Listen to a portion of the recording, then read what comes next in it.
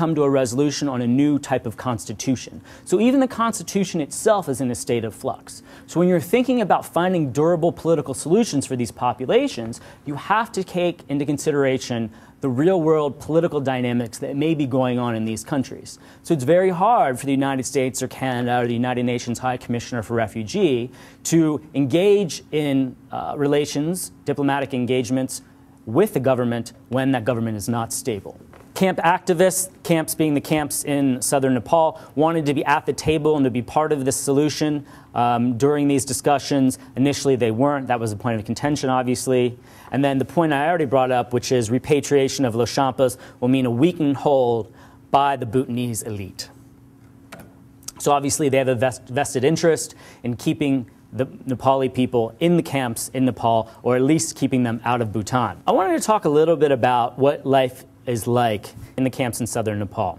That building you see here on your left is the United Nations High Commissioner for Refugees tent. This is where the refugees spend a lot of their time, recanting testimony, recanting the oral history of their departure, how it came to be, airing their grievances, having quasi-town halls and meetings. This is really the central operating hub of the camp. A lot of the food is administered through this location as well. Now, Bhutan has come up with a very, very interesting argument. And the argument is that the refugee situation in southern Nepal is so bad because of the United Nations efforts to help these people. But it's a clever argument. And the reason it's a clever argument is because there was, statistics and research has shown that once aid became available, became plentiful, and once media attention was drawn to this population, there was a pull factor, and there were other peoples who then came who were not Loshampa, who weren't from that country. So while I believe that that is a vast minority of the people there, it is a very, very clever political argument for the King of Bhutan to make. So he says, this is now your problem, international community, you created this. In the camps, especially at the beginning of the migration, there was a high mortality rate, malnutrition rates, often due to the lengthy trip that people had to take to go from Bhutan through India. And then India said, please keep on going, and then went up to Nepal and settled there. The World Food Program provides rations for rice, oil, sugar, salt, and blended foods. There are no fresh vegetables. There are no meats. And the reason they do that is because of the disease that meat can bring, and that's one of the conclusions, and one of the conclusions the World Food Program came to was, we won't offer meat, you don't always have refrigeration. But the consequence of that is people don't have the nutrition that they need in order to grow and to be healthy. I would interview children, which I believed were, maybe 9, 10 years old, and the child was actually 15 years old. But because of the nutritional situation, they couldn't grow and develop to the point their bodies wanted to. Keep in mind that this is one of the best run programs in refugee camps in the world. It's really, really amazing, the facilities they have, when you compare it to Kenya, when you compare it to other refugee camps in other places. But still, you have these problems. There's no animals, there's no land to work, there's no agriculture. Because the perspective is, these people are here on a temporary basis. There's no need to kind of establish an infrastructure, an agrarian infrastructure where these people can provide for themselves, because you're going to be leaving. Well, they've been there for 18 years, so maybe we should have a shift in our approach and our mentality. But the other important result of this is that a people who were incredibly skilled in farming are not utilizing those skills and not developing those skills, and are also not able to provide for themselves. So the question then becomes, are we creating a culture of dependency, or are we creating a situation which promotes itself to a durable solution? Now, while I was there were very, very interesting questions of law that I did not anticipate that came up. The first one was of polygamy.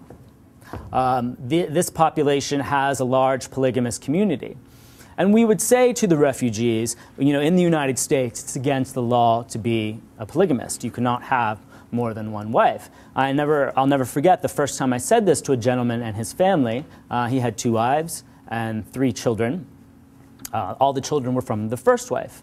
And he looked at me like I had just said the most absurd thing in the world. And so I wanted to continue the dialogue and see his perspective, because I have my Western notions of why polygamy maybe doesn't work, but I wanted to see his perspective of why he was a polygamist. And his answer was incredibly straightforward. He said, "It's economic." I said, "What do you mean?"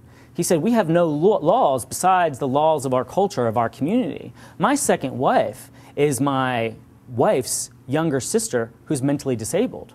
It was upon me, it was my obligation to take her in and to take care of her. So if you're telling me that I cannot be her husband, you're saying that she's on her own and there'll be no one to take care of her. How can a culture like the United States, which is supposed to be humanitarian in nature, promote such a situation?" So that was his perspective. And so that was an interesting kind of dialogue to have and to try to overcome. Another area that we confronted was the ability to articulate a specific harm that would be sufficient to meet the refugee definition, so they then could be granted legal refugee status in the United States. So refugee law says you have to show that you have been persecuted or you will fear persecution on account of one of the 5 protected grounds. And it's up to the applicant, him or herself, to be able to retell that story and to articulate that harm. Well, many of these people came to the camps when they were just children, infants, or were born in the camps. Again, they've been there for 18 years. So if you ask them a very literal question like, "Why can't you go back?" they will say to you, "I don't know." Well, what do you mean you don't know? I don't know, because they've never been back. They don't remember it. They don't know what'll happen. And so you have to become very creative in the way that you help people understand their legal obligations and get them to a place where they then say, "Okay, hold on, this is what this is the truth that you're asking for. You're not asking me such a literal question." But it was exemplified to me the fact that sometimes the law is not written in a way to meet the needs of the people it's actually supposed to help. The other issue was establishing credibility. Camp rumors abound. And there was a rumor in one of the particular camps I was in Nepal that said, say nothing to the United States, say nothing to the government of Canada or Great Britain or Australia, and if you say nothing and know nothing, they will resettle you and you will be fine. Well, the problem with that is that these populations and each person's experience has been well documented for the last 18 years by the United Nations and the various NGOs working in the camp. So we have a dossier, we have a file on everything that they have said with great, great detail. And so they're standing in front of us and saying, "I remember nothing, I know nothing." And we're saying, "Look, we have your medical records that show that you were beaten until you were unconscious. And it was a terrible, horrible situation. It was done by, representatives of the government of Bhutan." And they're like, "Nope, I don't remember that. It was so long ago." So having to overcome that camp rumor posed a challenge as well. And then offers of citizenship. You can't be, in order to be granted refugee status, you can't have the offer of citizenship from another country like India or Nepal. But when you get into some of the issues of cross-national marriage, a Nepali woman marrying an Indian man, does that mean she now has a de facto offer of citizenship because of the ways in India, the laws in India are written? And those types of analyses have to happen. So I've been talking about this population in southern Nepal because they're an example of what is a protracted refugee situation, or as we refer to it in the United States, the warehousing of refugees. These are populations, according to the United Nations High Commissioner's conclusion in December 8th of 2009, who have been in camps for about 5 years or longer, which the average now is approaching 20 years worldwide. But have been in camps for about 5 years or longer and have no viable, durable solutions available to them. What I mean by that is they're not being given the offer